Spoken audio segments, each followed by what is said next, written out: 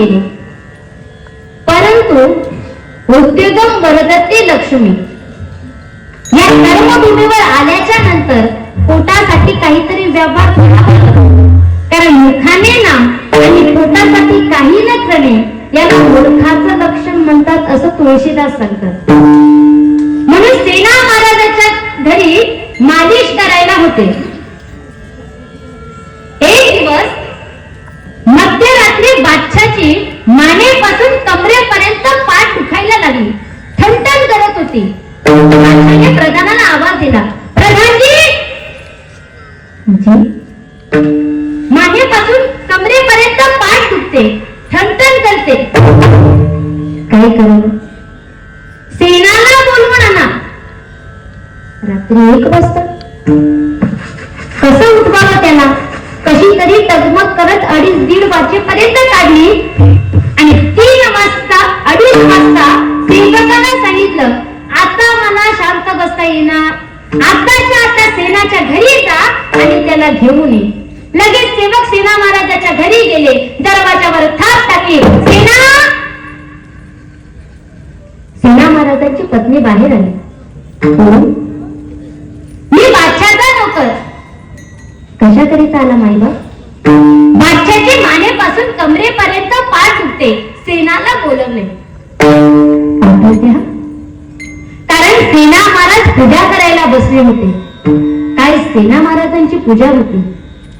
एक पाषाणाची मूर्ती होती, एक तांब्याचा तांब्या होता आणि एक लहानची खापराची नांद होती. त्या नांदीमध्ये पाणी टाकायचं आणि ते पाणी देवाच्या अंगावर टाकत. 2 तांबे पाणी देवाच्या अंगावर टाकल्याच्या नंतर खाली 4 तांबे पाणी व्हायचं. मग काही साधकांनी प्रश्न केला, मग देव काय 2 तांबे रडत होता का? तर तुकोबाराय सांगतात, हो, कारण सेना महाराजांची विद्वत्ताच तेवढी होती. कारण सेना महाराज दशग्रंथी ब्राह्मणापेक्षा कितीतरी पटीने विद्वान होते. सेना महाराजांचे मंत्र ऐकण्याकरिता पहाटे झोपड्याच्या कडेला ब्राह्मण येऊन बसायचे. इतके मंत्र आमचे सेना महाराजांचे होते आणि ते मंत्र आमचे सेना महाराज त्या वेदाच्या रुचा गात असताना त्या वेदाच्या रुचा ऐकल्याच्या नंतर देवाच्या डोळ्याला अश्रू यायचे. काही सेना महाराजांची पूजा होती. आता सेना महाराजांकडे तांब्याचा तांब्या होता की तांब्याचा घंगा, जी आरती सोन्याची होती, गावरान तूप होत, अहो काहीच नव्हतं, फक्त मानस पूजा. देवाच्या अंगावर पाणी टाकायचं, कपड्याने पुसायचं, कपाळाला गंध, गळ्यामध्ये मंजुळा टाकायची आणि 15 ते 20 मिनिट पूजा करणारे सेना महाराज त्या दिवशी काय झालं काय माहिती? सेना महाराज पूजेला बसले तर 3 तास झाले उठलेच नाही. बायकोने विचार केला, पूजे म्हणून उठवावं तर पाप लागेल आणि नाही उठवलं तर बादशाचा मार खावा लागेल.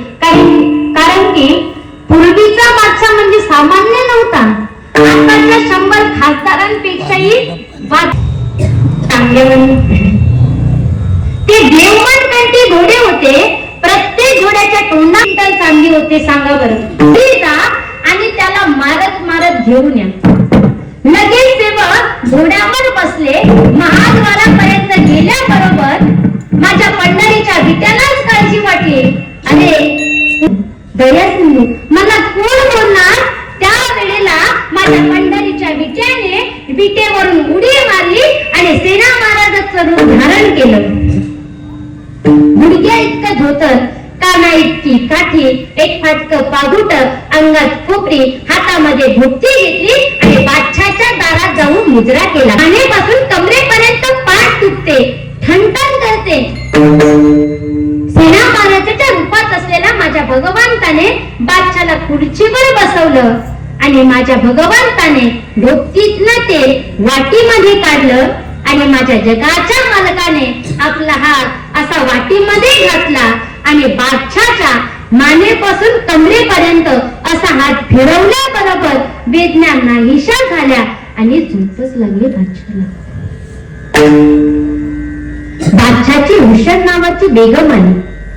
जी आप सो रहे हो? जागे झाले. नाही नाही, सेना कहाँ है? यही है. बहू, सेनाला बोलव.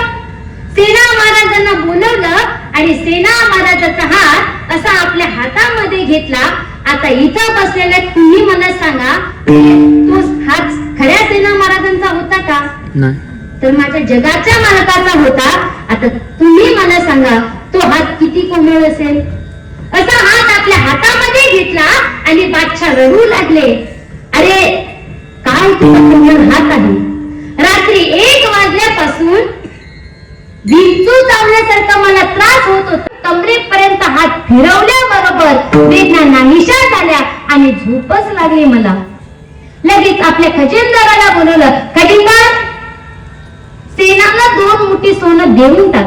लगेच खजिनदाराने भगवंत म्हणजे सेना महाराजाच्या रूपात असलेला भगवंताला 2 मुठी सोनं दिलं आणि माझ्या जगाच्या मालकाने ते सोनं एका ढोकटीमध्ये घेतलं आणि ती ढोकटी खऱ्या सेना महाराजाच्या घरी एका खुटीला लावली.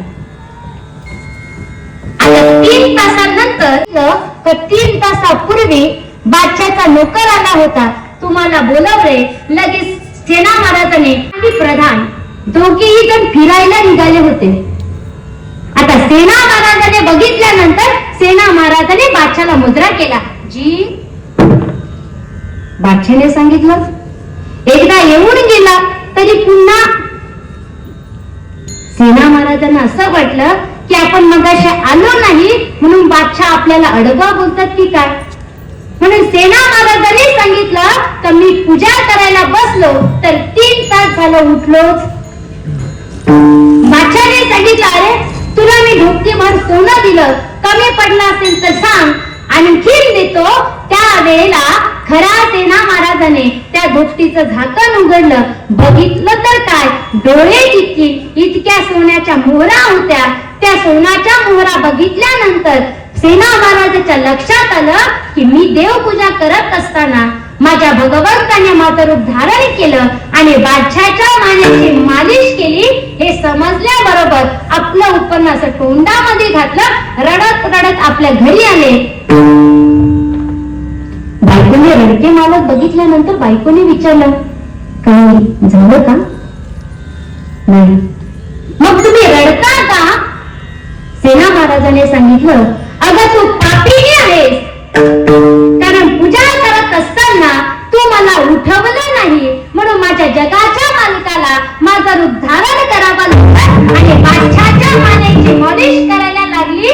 म्हणून सेना महाराजाच्या डोळ्याला पाणी आलं आणि हा प्रकरण पटकन येत असताना तुकोबाराय सांगतात की ज्या सेना महाराजाने निष्ठावंत भावाने ज्या भगवंताची भक्ती केली त्या भगवंताने सेना महाराजाचं रूप धारण केलं आणि बादशाच्या मानेची मालिश केली. म्हणून तुकोबाराय सांगतात, सभावया